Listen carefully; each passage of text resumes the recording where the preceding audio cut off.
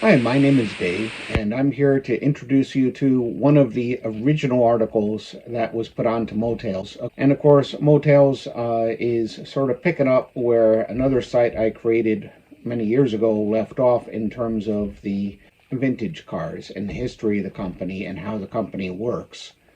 And it's got a lot of information, not just about the cars, but about the people who made the cars and how they did it. To summarize the 1973 crisis, we had an oil embargo. Prices were high when you could get fuel at all. There were lines at stations, and there was rationing. And suddenly, big cars were dead. Just in time for Chrysler, of course, with their impeccable timing, to have brought out a new series of large cars. Diesel engines, generally speaking, get better mileage than similar-sized gasoline engines. So Chrysler went to diesel experts at Riccardo and they said, would the Slant Six make a good diesel? And of course, Chrysler was already using Perkins diesels for many years in Europe, and they had other diesels available in the US for trucks. They had a Mitsubishi diesel that they used briefly. And as we all know, Dodge trucks would become intimately associated with Cummins diesels, but not yet. They went over to Riccardo, and this was actually quite late in the game for fuel efficiency. And Riccardo's report wasn't available until 1980, and by then they already had their own four-cylinder 2.2-liter engines ready to go. Now Riccardo was somewhat surprised because they expected, since diesel fuel doesn't have as much energy as gasoline does, they figured that the Slant Six would lose about 30% of its power, about a third of its power when they converted it over, and they were really surprised to find out it didn't lose any power. And the main reason why was probably because the Slant Six was always an underperformed engine in terms of tuning. Other than the early Hyperpack options, which were only available for 1 year and were dealer installed, they never really tried to optimize the Slant Six very much. They had other engines for power and performance. Customers in the US in the 60s and 70s were not thinking about a straight six engine as being a high power engine, except if they were maybe buying from Datsun or Porsche or somebody like that.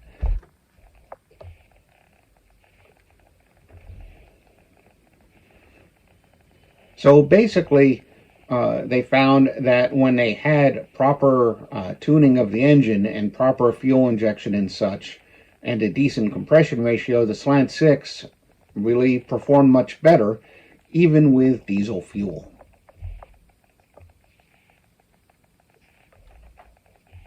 In the end, they realized that they would have to lose about 10 horsepower to match emissions goals and engine longevity goals.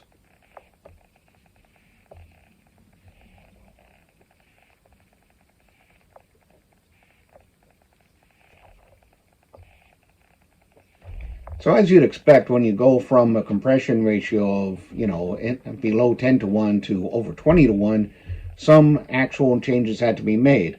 So I'm looking here, and they added metal between the push rods to support the gasket below the plugs. They kept the 4-bolt head fastener system and the manifold layout.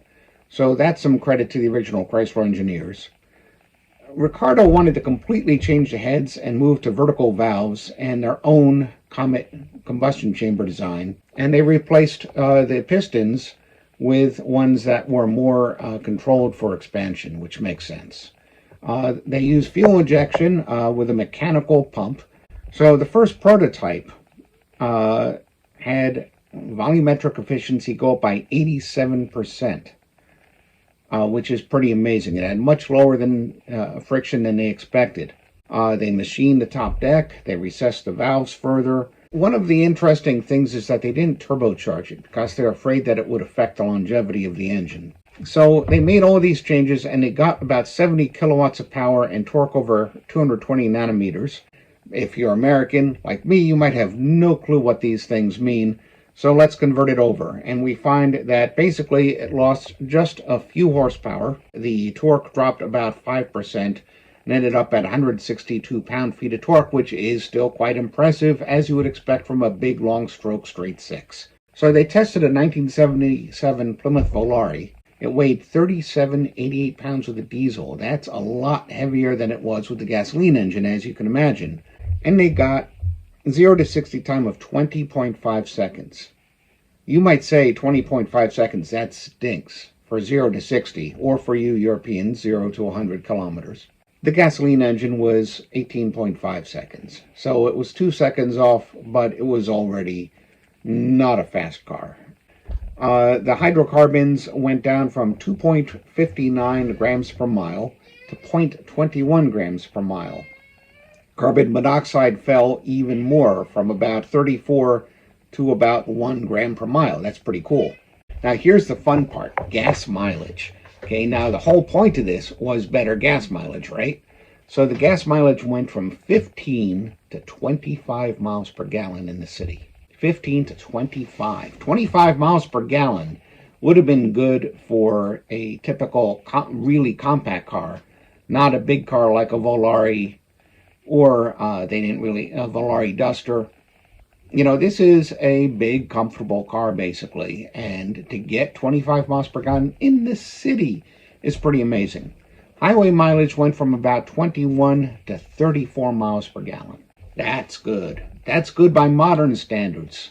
Admittedly, it was a looser and easier EPA rating to get. It's pretty good. Combined fuel mileage went from 18 to 29 miles per gallon. That's something that they could have sold to the public if it was still 1977. Unfortunately, by the time this report came out, it was 1980, and they'd have had it probably in a 1982 model car, and at that point, it would have been pointless, because by then, gas prices were falling. We had electronic feedback carburetors. Chrysler's main engine was a 2.2 liter, and people really weren't buying the big cars nearly as much as they had been.